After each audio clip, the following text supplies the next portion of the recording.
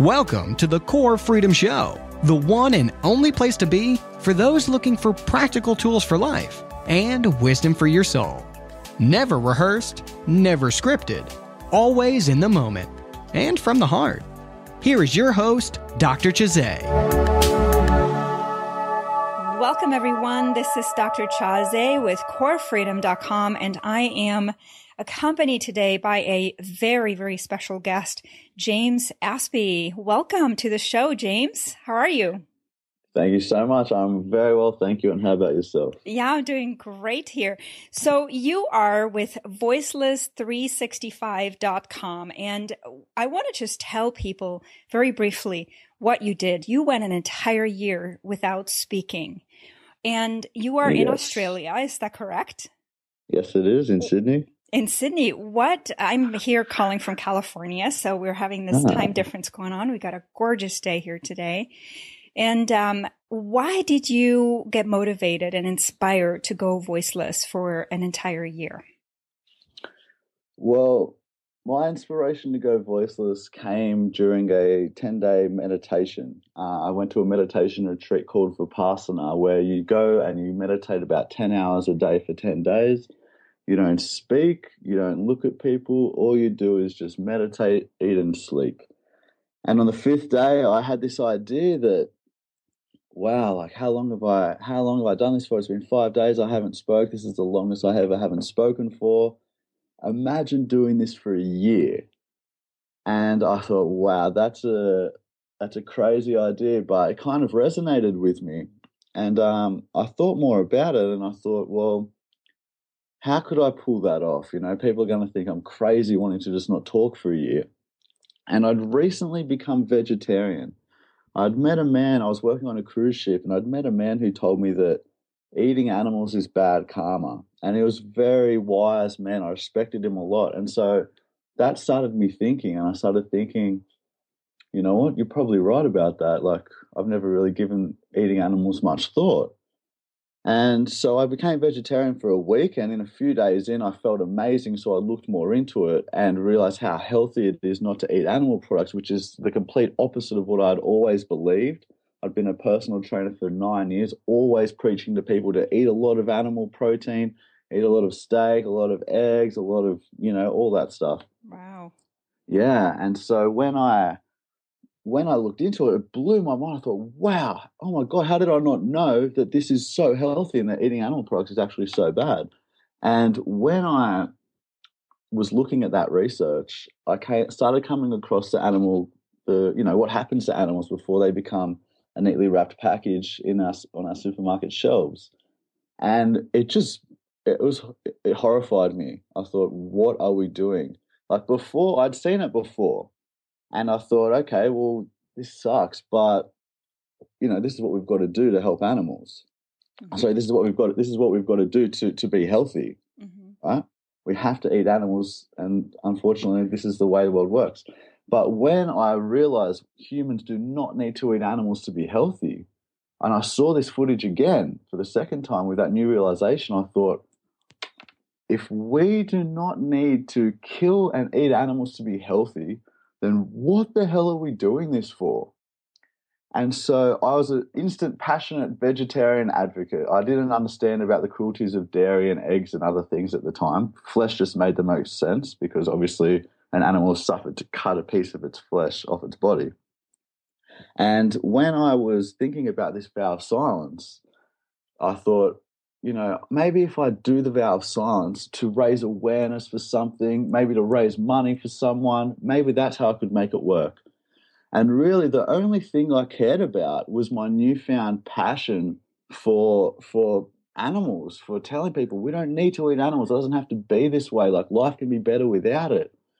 And so when I realized, animals are voiceless, they don't have a voice in our society. It's up to people to speak up for them. Mm-hmm. They can't do it. And so I thought, wow, this is actually perfect. They're voiceless. I'll go voiceless. And by being voiceless, I'll be their voice, and I'll raise awareness for them in other ways through my vow of silence. Mm-hmm. And so that's how the idea came about. But of course, you learned by being voiceless that animals are not voiceless at all, didn't you? I did. That is what I learned. I thought animals were voiceless, and in a way they are, because no animals can stand up and speak up for themselves, really. Right. In a way, in a language that humans understand. Well, Right. I don't know. See, that's even up for discussion. What I realized is that animals do have a voice, and they use it. They're using it constantly. When you see the footage of animals in the slaughterhouses, they are screaming. They are trying to tell us that they're suffering, that they don't want to be there. When the dairy cows, when their babies are taken from them at just a couple of days after giving birth, the mothers are screaming for their baby. They're grieving. They want their baby. The babies are screaming for their mothers. They're using their voices, and those screams and cries, they say a lot. The issue is not that they have no way of telling us how they feel. The issue is that we're choosing to ignore what those screams and cries mean. Very well, very beautifully said. I have a confession to make to everybody that is listening to this show, because I grew up next to a farm, and I say very often that I grew up on the farm because that's where I spent most of my time. And I always loved animals a whole lot more than I loved people when I was growing up. Not today. Of course, I work with people. I love animals just a lot, and they love me. But we slaughtered our own pigs. And when you are a witness to that, and when you're growing up with it as a child, it becomes almost a part of, your monthly kind of ritual. And I remember the screams, and I remember exactly what is going on, with these pigs when we had to get the next pig in for the slaughter. And it stuck with me. Now, I mentioned to you, I think in an email, that I became a vegetarian when I was 7.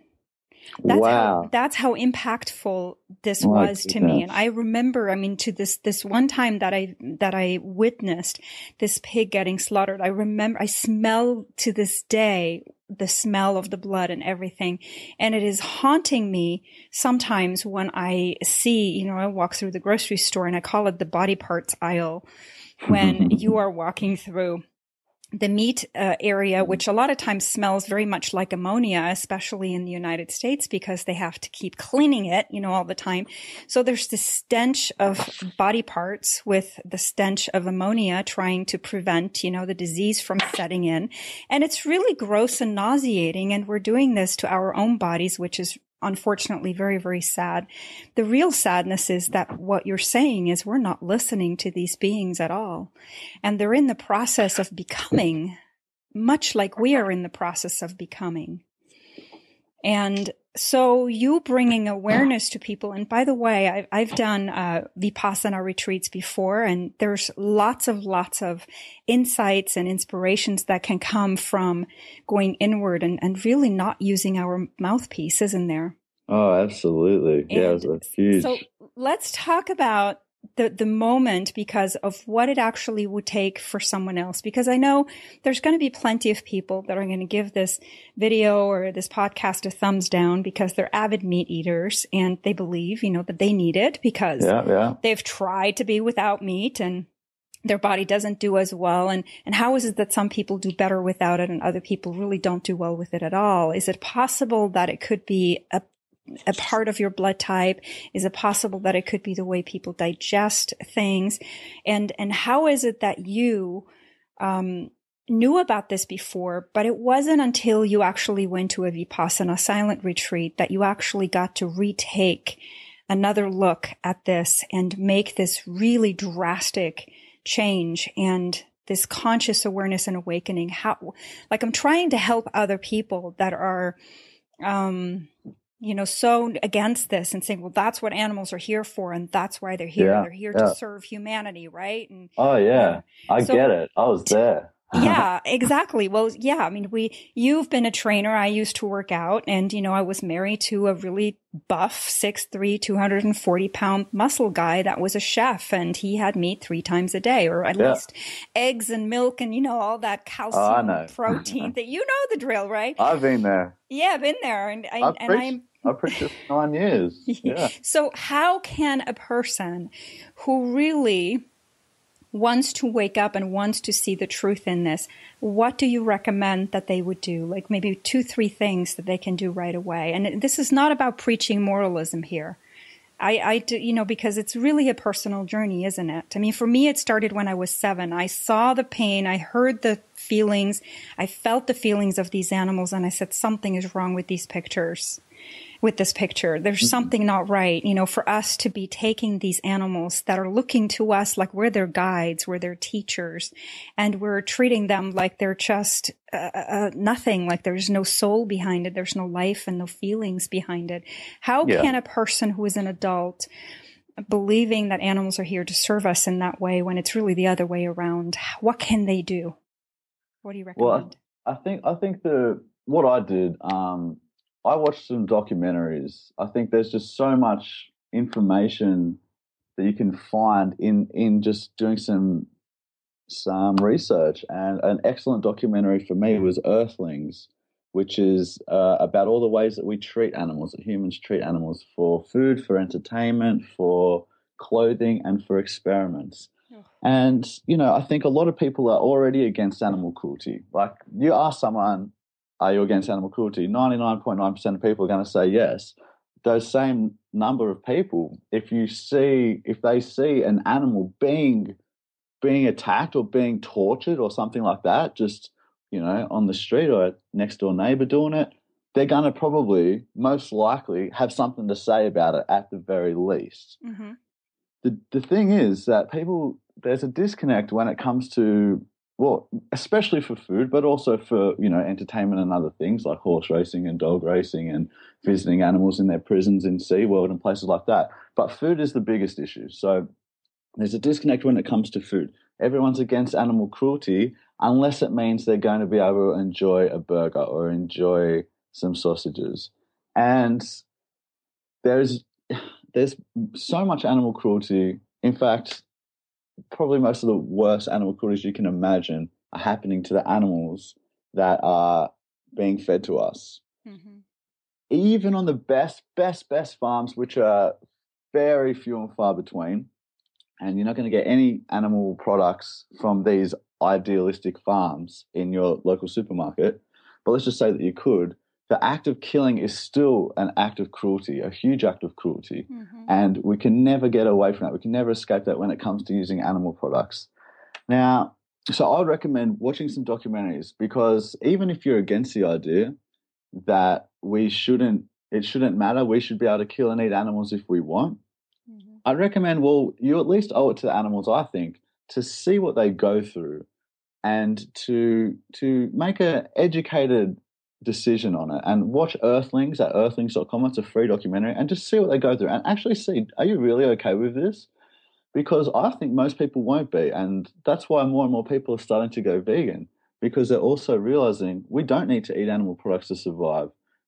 In fact, we're likely to thrive and be far more healthy without all that cholesterol, without all that saturated fat, without all that animal protein and all the extra amount of toxins, not to mention the hormones, the fear, and all that kind of stuff that's pumped into the flesh and into the secretions of the animals that we're putting into our body, which affects how we're feeling as well. Now, in terms of who thrives and who doesn't from a vegan diet, I'd say the vast majority of people are going to thrive. Every single nutrient that you get in meat, cheese, milk, and eggs, you can get in a vegan diet, and it's easy. It's so easy to be vegan. In fact, you don't have to give up anything. You can still have vegan ice cream, vegan sausages, vegan pizza, vegan curries, vegan cakes, vegan everything. It's crazy. And the benefit is it tastes the same as the animal products. It looks the same, but there's no need for the animal cruelty. No animals are being tortured and killed, so you can enjoy your meal anymore. Mm-hmm. So another thing is that the strongest man in Germany is a vegan. So there's this, I had a massive belief that you needed animal products to be strong. Like, okay, you could survive maybe, but you need them to be big and strong. The strongest man in Germany is a vegan. He doesn't need any animal products. He's got a world record holding, a world record in a strongman event.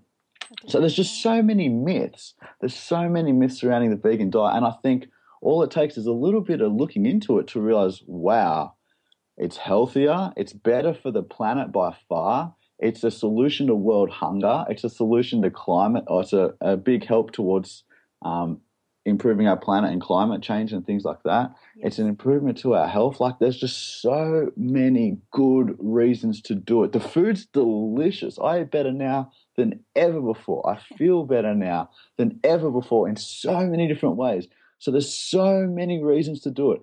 And there's no good reason not to. I looked so hard for an argument against veganism.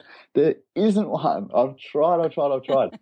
And so it's just like, well, if there's all these great reasons to do it, the food's incredible, it's easy, it's healthy, I think all we need then is the motivation. And that's where I think the documentaries come in. But as well, you said earlier, it's a personal journey, and I do agree it's a personal journey.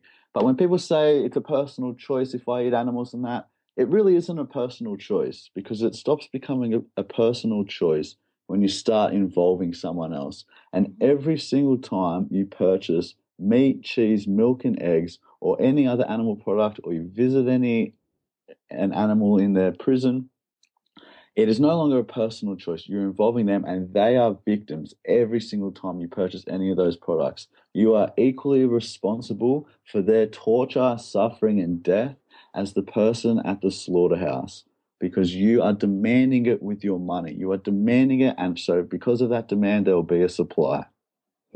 Yes, I absolutely agree. I want to take it a level higher and talk to the ladies here for just a moment, because one of the things that a lot of people, even vegans, don't realize is that the majority of cosmetic products that we use, especially the makeup and even fumes that we use around the house, for your kitchen products, they have been tested on animals, in particular, rats and also beagle dogs.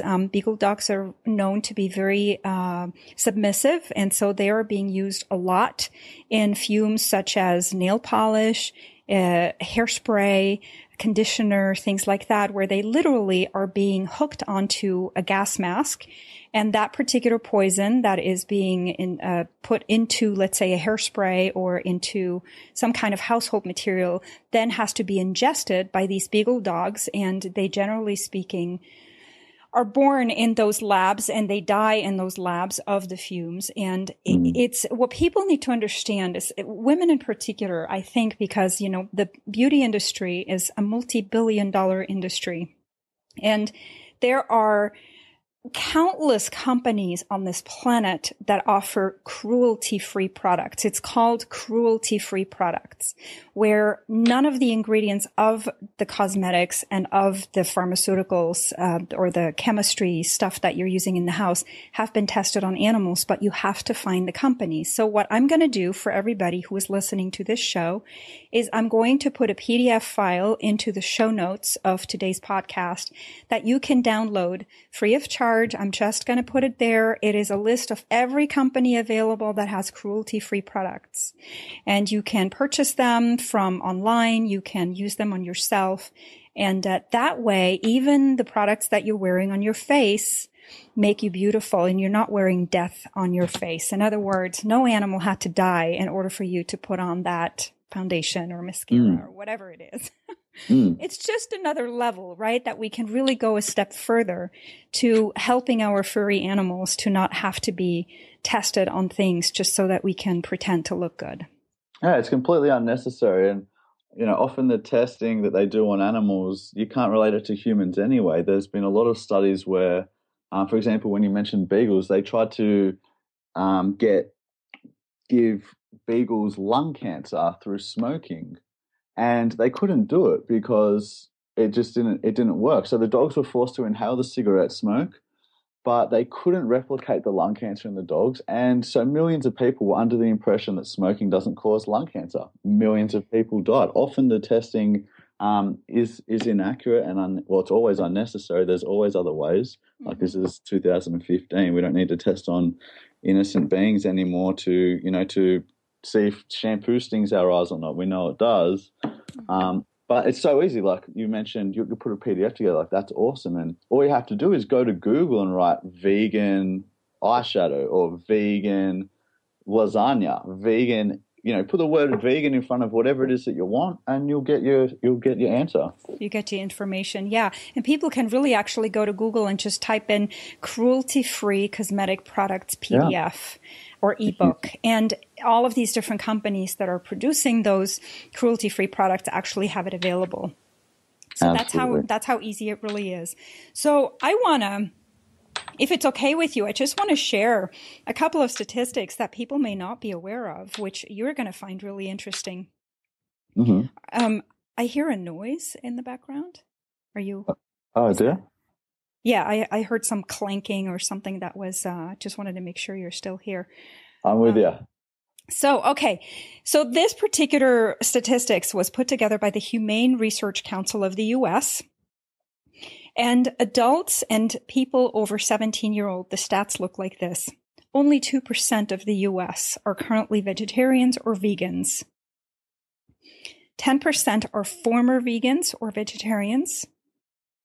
88% of the U.S. population has never been a vegetarian or a vegan. And here is the problem, okay? And this is what the HRC says, the Humane Research Council. 84% of vegetarians revert back to eating meat or other animal products within, let me see if I can read this right. Okay, so in other words, only 1 in 5 maintain their vegetarianism. So the real problem is not only for people to become vegetarians, because people actually do attempt it, but it's to retain that status. That's the real problem, because 84% of people who try it revert back to eating meat and dairy. Wow, that's interesting. That's scary. So if you're really looking at that only 2% of the current population is vegetarian or vegan, it's really sad. When you are looking, after I saw this statistic, I actually went online to see how many vegetarians does India have? How many vegetarians does Switzerland have? I'm originally from Switzerland. And it's really fascinating because a lot of people in Europe are not vegetarians or vegans. Veganism is definitely not so much in Europe, vegetarianism more. But some of the countries that are highest in vegetarianism are Sweden and Italy. Definitely not Switzerland. Switzerland is all about dairy and cheese. Yeah. It's, because it's, what they have. The way that animals get treated, however, in Europe is very, very different than they are getting treated, let's say, in the United States. I don't know how it is in New Zealand and in Australia where you are. Well, I think any use is abuse. I think, if you want to have dairy, you have to impregnate cows, which is, it's forcible impregnation. We call it rape when we're talking about humans. Yes. The male babies are useless to the dairy industry. They're sent to slaughter or to a veal crate. Yep. So there's for the male baby chicks, because they're not going to lay eggs, they're going to all be sent to a macerator, which is like a big blender while they're fully conscious, or put into a bag. To get the beef, we always need to kill animals. Like regardless of how good, like I said, the farming is, they're always slaughtered. They're always murdered at a fraction of their life. And I think when you said that so many people go back to eating meat, cheese, milk, and eggs, I think if your foundation is a moral one, an ethical foundation, I don't see how you can ever go back. I don't see how you can. If you've gone this is what I did. I went vegetarian for health first, and I wouldn't have stayed with it. No way. I care about health, but I don't care about health that much that I would have just stayed vegetarian forever because I was doing it for health. I needed the ethical reasons, I needed the moral reasons, and to realize I'm against animal cruelty, and to be in consistency with that, I need to go vegan. Because going vegetarian, it's great not to eat flesh. That's great, but you're missing a lot if you just go vegetarian, because there's cruelty in dairy, there's cruelty in eggs, if not more cruelty in eggs and dairy, actually. Yes. There's cruelty in leather, there's cruelty in cosmetics. And look, there's some things we need to look at here to go vegan, but it's not hard, it's easy. Like I said, you type it in Google, vegan, whatever, and you got your answer every single time. I think the people that have reverted back, they didn't do it for ethical reasons, and that is the issue there. If you've gone vegetarian, you haven't heard the whole story. You're probably unaware of dairy and eggs, and so you're missing a big part of, you're still contributing to a massive amount of cruelty there. Yes. And once you realize, okay, I'm vegan for ethical reasons, like ethical reasons, number one, all the health benefits and the environmental benefits, they're all bonuses. But I'm vegan because I'm against animal cruelty. I think it's wrong to enslave, mutilate, torture, and murder these innocent beings. I can't understand how anyone who is vegan for those reasons would ever start thinking, oh, you know what, actually, no, it's okay. It's okay to kill these animals. It's okay to confine them, torture them. I'm okay with that again now. I just can't see that. It's really the why that drives us. So for me, when I was 7 and I decided I wanted to be a vegetarian, it was really for ethical reasons. I just couldn't bear it. And, it was too much for me. Yeah. And when people become, I think, vegetarians or vegans for health reasons, then it's what you're saying. It's not, I can't last, because the ethics behind it is the thing that actually gives you the inspiration to stay that way. Absolutely. And to search for alternative methods. Eggs, it was really interesting to me when for the longest, I would use, for example, an egg when I was baking or something like that. And I would always go for the extra large egg. And because I thought, why would I get a normal egg when I could get an extra large egg, right? So, and then something was wrong with that idea. I just remember at one point looking at these eggs and going like, hang on a second. How do they get extra large? Are they like extra large chickens, or like what really makes these extra large? And I started to do research on this, and what I found was absolutely mind-boggling. Did you probably did the research on this, right? With how eggs actually become extra large? Not specifically. I haven't looked into that particular question. Enlighten me. It's really, really scary. It's okay. So in order for a chicken to have an extra large egg, what they're really given is they're giving growth hormones so that the egg is going to become larger. But the problem is that a chicken is not made to pass an extra large egg. So in order for a chicken to have an extra large egg come out of it, it rips the part of the chicken. It's just like, okay, so now we're talking about giving birth here. For the ladies of you that have ever given birth, if you've had a big baby or if you're fairly small in that particular area, then you have what's called a tear. And this is where a lot of times they're coming in, your OBGYN comes in and they actually cut you, right? You have that episiotomy, and then you get stitched back up. A chicken has exactly the same thing happening. So every time they lay an extra large egg, they rip open. Well, so then they're getting infections. So what really happens is they're getting pumped full with antibiotics so that they're not getting infected. And the problem is a chicken lives many, many, many, many years, but a chicken who is made to lay extra large eggs has an average lifespan of 2 years. Yeah, it's crazy. And that is so sad. When we are taking eggs, we are responsible for shortening a chicken's life. We're really literally milking, the system by saying, okay, well, chicken, I'm going to give you this antibiotics and you're going to give me extra large eggs because it all comes down to profits at the end. Of course. And then, if you die, if we have to kill you after 2 years, then so be it. And it's really, it's another level, I think, of when the same thing with roosters, by the way. So when a chicken lays an egg and it gets fertilized, I don't know if you probably know this part, right? With how they find out whether or not a chicken is a male or a female, because the male is not usable. Because they don't lay any eggs and they only need one rooster for, hundreds and hundreds and hundreds of female chickens.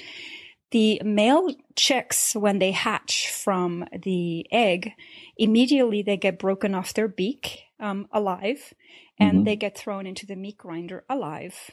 And then they get actually recycled into food, which then gets recycled into the chicken as food. That's horrific. And to me, that is the product of eggs, because we participate every time we buy an egg. We participate in little male chicks being tortured and broken apart alive and fed into this meat grinder. I can't bear it. It's just too much for me to know that I'm participating in this, even indirectly. Does that make sense? Yeah, yeah. I know it makes to you, James.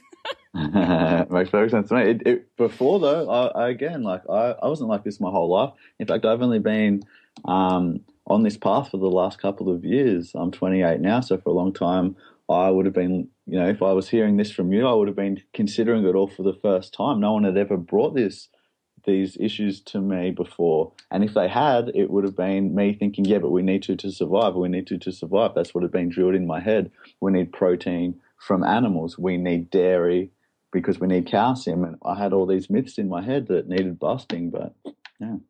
They have busted now, right? Absolutely. And those chickens that you're talking about, those hens, they naturally would lay about 20 eggs in nature, in a natural environment. And now they've been selectively bred over and over and over again. And plus the way they manipulate the lighting so that they feel like time's going faster and things like that. They are now bred to lay 300 eggs in a year, which is a huge amount of stress on a chicken's body. They get all sorts of issues and health issues from it. So exactly. They're constantly laying eggs, 300 a year. It's no wonder that after a couple of years they're done. You know, they're dying as babies because they're just completely exhausted. Same with the dairy cows who are constantly impregnated, constantly having babies, constantly being milked.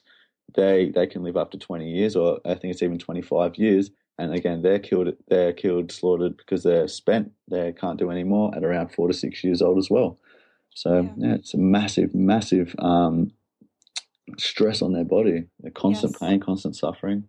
Yeah, absolutely. Or for what? For milk? Like there's almond milk, there's rice milk, there's soy milk, there's hemp milk, there's coconut milk, there's cashew milk. There's all these delicious alternatives to dairy milk in the same supermarket. You don't even have to go anywhere different. Just go to a different aisle and get the vegan milks. Like you can get a vegan milk, which is delicious and far more healthy, or you can get dairy milk, which means the cruelty, suffering, slaughter of babies and their mothers. Like it's no question to me anymore.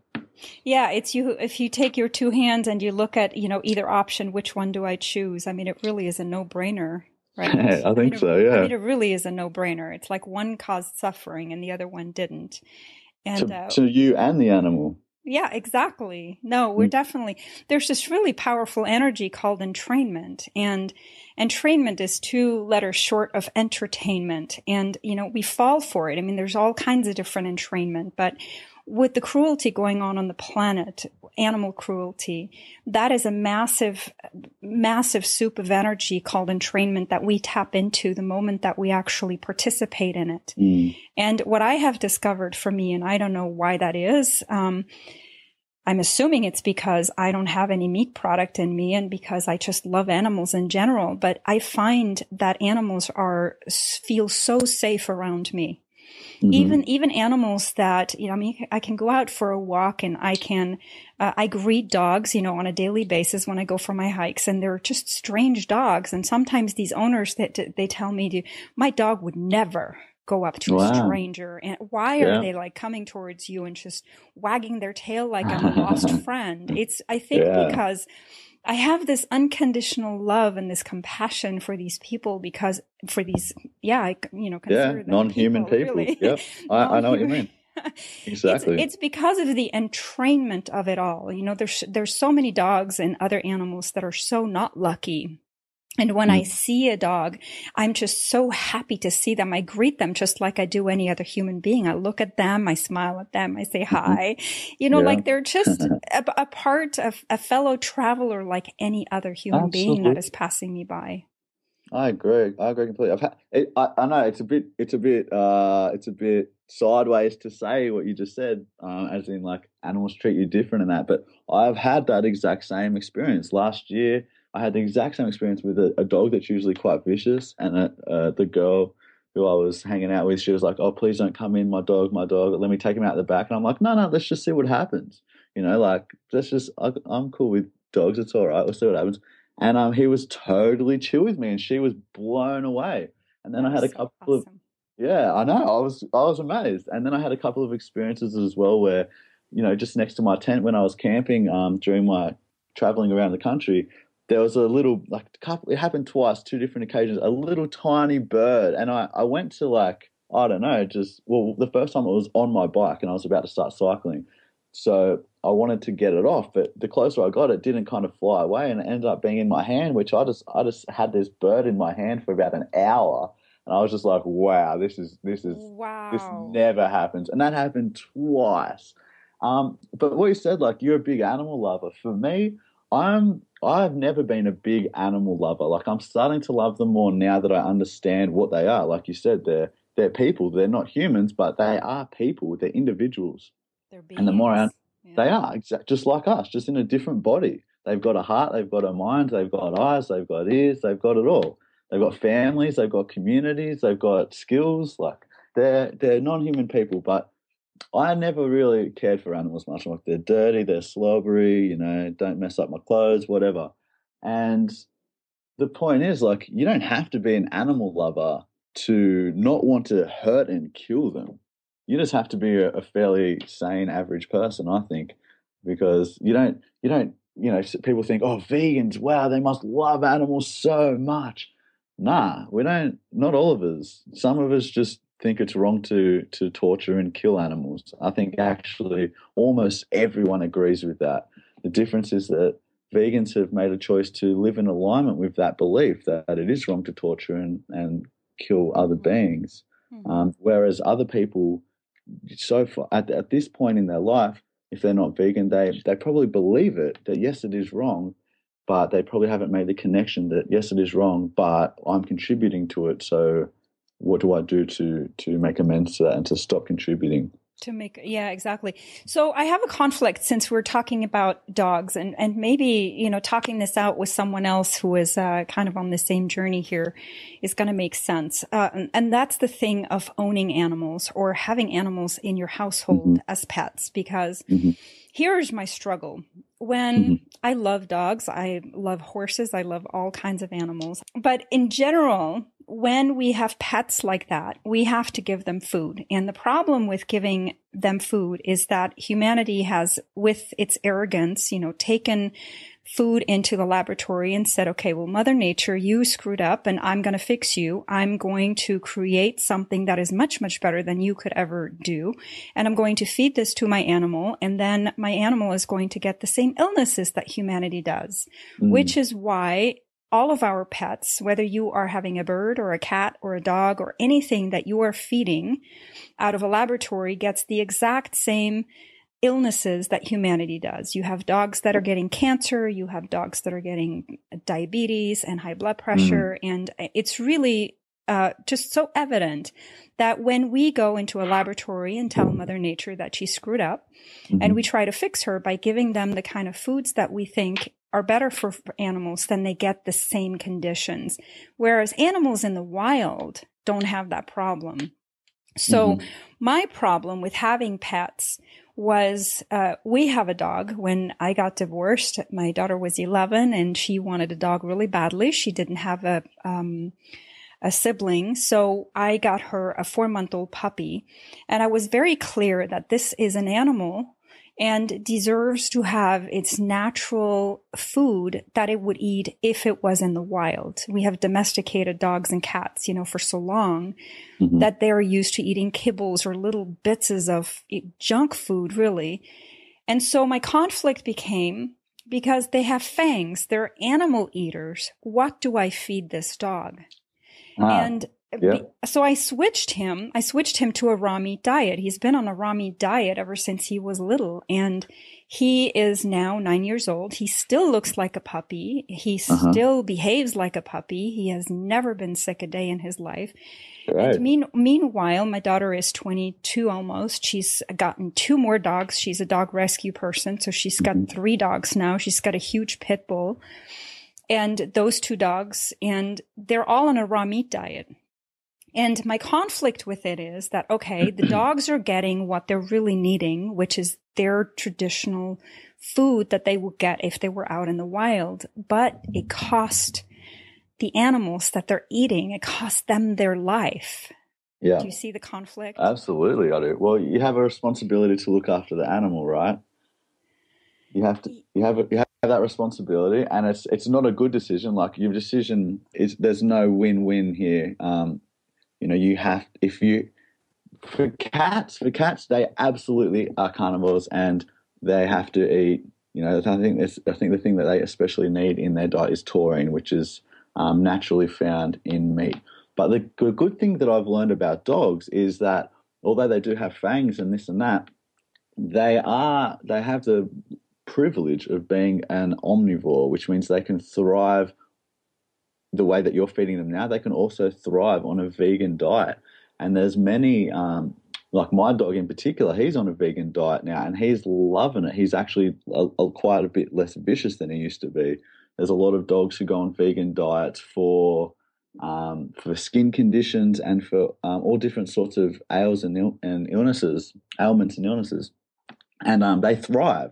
So perhaps the raw meat is what they would get in nature, but I think for me, I had to make a decision. Well, can my dog still be healthy? Number one, yes, he can. From what I've read and from what I've learned, I believe yes, he can. And so it's up to me now. Am I going to continue purchasing animal products, which is going to, it's going to cause harm to an animal somewhere? There's a victim when I do that. Exactly. Or can let's see if my dog can thrive on a vegan diet. Let's see if he enjoys it. Let's see if he thrives and he stays healthy. And it's been not quite a year yet, but he's loving it. He loves it. He chows it down every day, a big bowl. And yeah, I know, like my friends have a couple of dogs. They're rescue dogs, and they've had the dogs for years, and they're vegans, and their dogs are vegans, and they thrive as well. Like there's, I think just similar with humans, almost every dog could thrive on a vegan diet as well. So, although, yeah, that's what I think. So, what do you actually feed them when you talk about feeding them vegan? Do you cook for them, or do you? Yeah, I do. I cook rice with veggies, and I'll chuck in either like lentils. I'll put it all in like a big broth, so that's got and I'll put like these vegan kind of stock cubes that taste beefy, and I'll cook the lentils in with that. Then I'll put it all in a bowl. But sometimes I'll even do I'll just do a massive batch of that, and I'll keep it in the freezer. What he's not going to eat immediately, and otherwise I'll cook up like I don't know what you got over there, but I'm sure you got plenty of stuff, like a sanitarium roast, which is like a veggie roast, a vegan roast, but it tastes and has the texture of turkey. And I'll chop up one of them for him, and I'll chuck it in there too. And to be honest, sometimes if I'm hungry and I'm in a rush, I'll eat like what I've already made for him, because it's rice and veggies and veggie roast. Like It's delicious, and he loves it. Yeah. So, well, that's really interesting. See, I just, for some reason, now the dogs, they belong to her. So they're completely out of my control. I have no say in it anymore at all. I started the whole process and I said, that just makes no sense to do this to animals. To cook food for dogs doesn't make any sense to me in some kind of way. Just like I'm on a raw food diet, and I want to keep the food as natural and raw in its state that it is, or not eat at all, which that's another belief that humans believe that they have to eat, which, that's a whole other discussion. We need to talk about that. I'm curious. I was reading that you about breath, about it said anything, your breatharian, or you touched on it or something. I'd love to know more about that. Yeah, I'm bringing it up because I see it actually for you. So great. We'll talk about it after we stop that, because I want to make sure that people don't get hooked on this, because it is definitely something that could be dangerous. It really has to be done right. It has to be a calling, just like what you're talking about. When you're ready, everything else will fall into place, and everything else will just unfold naturally, and you will have all the energy that you need, because it's an inspiration. And inspiration is one of my favorite words. It really means spirit in motion. And right. It's in spirit ocean, right? In spirit motion. So when that spirit is in motion within us, then we have everything we need to really create the kind of life that we're meant to live. So, Having said that, thank you so much for helping me with the dog thing. I mean, my big thing was like, okay, well, how can I really still have a dog, which I don't want a dog anymore at this point because I prefer my freedom and I love being able to travel and not have to go find a dog sitter. And yet we have this problem, we have millions and millions and millions of dogs every, year that need a home, they've been so domesticated that we can't really let them loose, and they really do want to live with humanity. What's the solution? Because I don't want to go turn around and kill a chicken or a calf for it. So exactly. You don't have to. Yeah.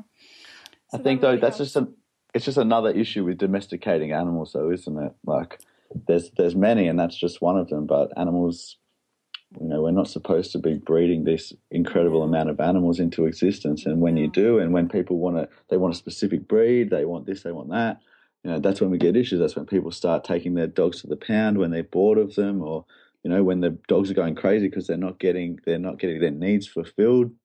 They're just living indoors, not going for big walks, whatever it is they need.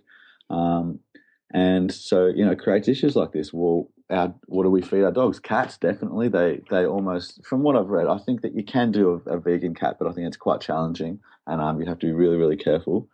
But so it's just another issue among the many others, like thousands and thousands and thousands of animals that are in shelters and things like that. They're killed every year because there's not enough people who are adopting and fostering. And that's what we should be doing, rather than buying from a breeder or a pet store or something like that. We should be adopting and fostering. We should stop breeding animals into existence for our own selfish needs just because we want them. And we should, that's one way to end a lot of cruelty. But first and foremost, it's three times a day we have a choice to either participate in animal cruelty, violence, and torture.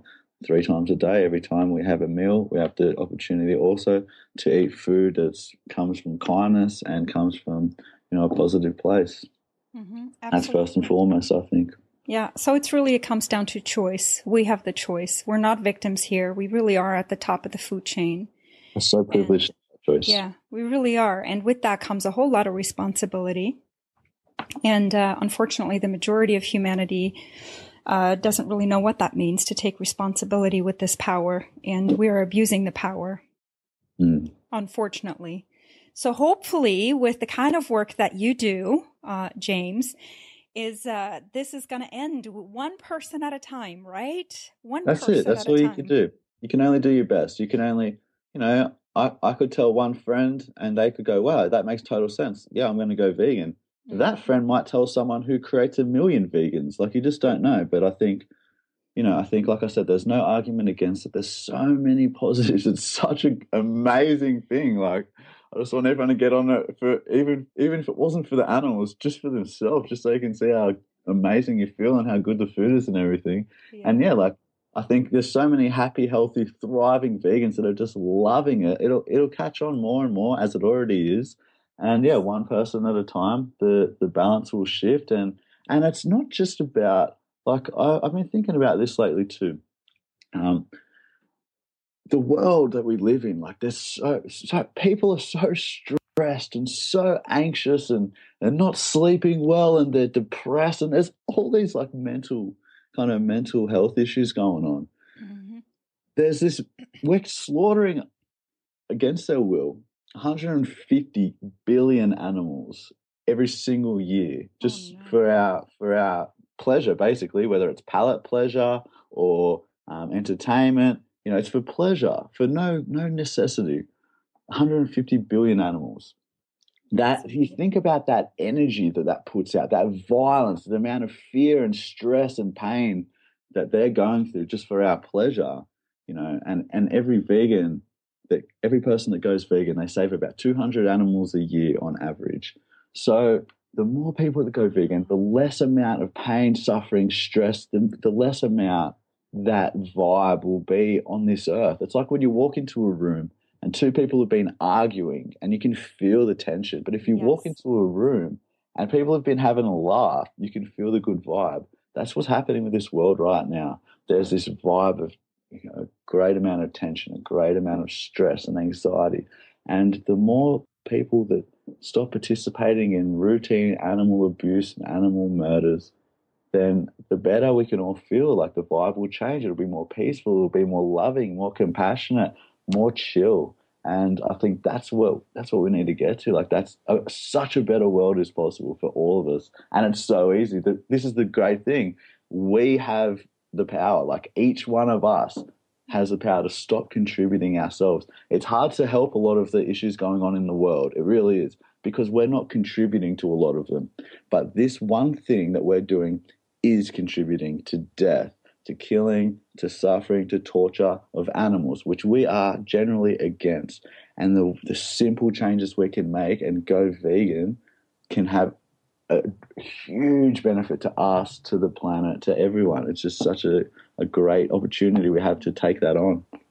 Absolutely beautiful and staggering statistic. Thank you so much for sharing this, James. I had no idea it was that many animals every year.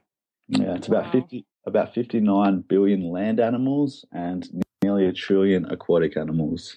Wow. I had no idea. That is just absolutely insane. You can't even get your head around it, can you? It's insane because it's so unnecessary. It's now, all. You know, I do have to say there are. I'm a Kiva investor, and once in a while, and I prefer, for example, women that are single moms in third world countries, and anything that has to do with food. So that's usually who I invest in. And it could be, you know, some kind of mom living in a small, tiny fisher town, and all she's really wanting to do was, you know, live from day to day and feed her family.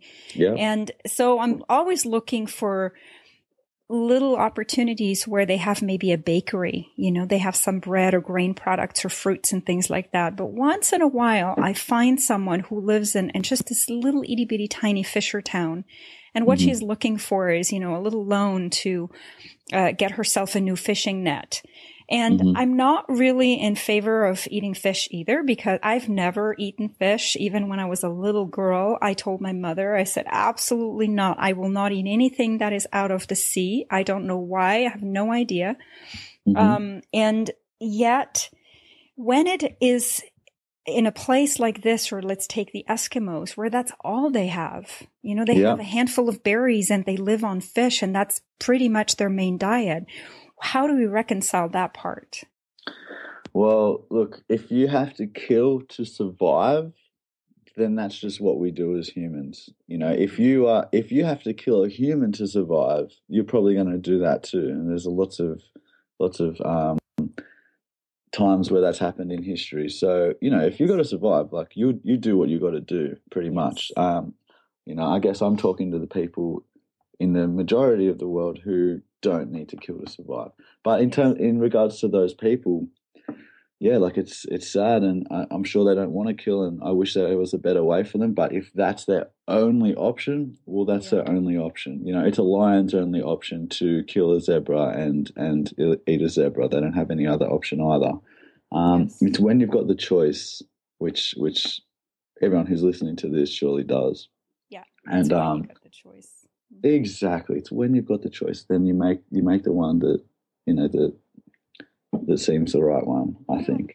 Choose life, right? That's right. And so yeah, but in regards to those people who are starving and things like that, you know, to get, let's say for example, to get a pound of beef, to get a pound of cow flesh, it takes up to 6 to 12 pounds of vegan food to feed that animal to get that 1 pound of flesh. So we're giving so much food to these animals to fatten them up because we want that taste. We want that taste of flesh. Yes. What a waste of resources. It takes up to 1,000 times more water to produce animal-based foods than vegan foods, 1,000 times more water. So these places that are starving, there's 20,000 kids starving to death on average every single day. And a lot of the crops that we're feeding out the animals that we want to eat, a lot of those crops are being imported from those countries with those kinds of statistics where so many children and you know, adults are starving to death. We could avoid giving it to those animals. We could feed it directly to humans. It's a solution to a huge amount of issues, and that being one of them, world hunger being one of them. So that could help, again, those people in the other parts of the world that are struggling to eat food without killing. Well, it's a fact that the world has enough food to feed 12 billion people, and we are not even 8 billion people on the planet right now. But the fact is that we do have the food to feed that many people. It's a monetary system that is based on power and greed that is preventing from this food from actually getting to places where it is needed the most. That's the real problem. It's not that there's not enough food, although, not eating animals obviously is going to help tremendously because of what you just shared. The resources it takes to actually grow a pound of flesh really could be used for something totally different. But it's not that we don't have enough food. There's plenty of food on the planet for everybody. It's that, we are just so darn greedy as humans. Yeah, it's a shame. But I think, I like to think that it's changing, and I like to think that more people are caring more about others and not just about themselves. And, we're becoming, I like to think that we're becoming more aware of others' suffering and not just our own. That's how I personally feel. That's my own journey. I used to only care about myself for a long time. And, in recent years, just thankfully, I'm starting to care a lot about not just myself, but about others too. And so, yeah. Hopefully that's happening to a lot more people out there too. I'm sure it is. I think people are waking up. They're waking up one person at a time, which is exactly where we're supposed to be at this point. And thanks to people like you, you're leading the way and you're doing it. I mean, not talking for a year is quite the achievement. And thank you again for sharing about Vipassana. I'm a huge fan. I participate myself. It's so great, isn't it? Oh God! Do you know Best they have? thing ever. Do you know they have 60-day Vipassana retreats? Yeah, I know. Ooh, I don't know about that.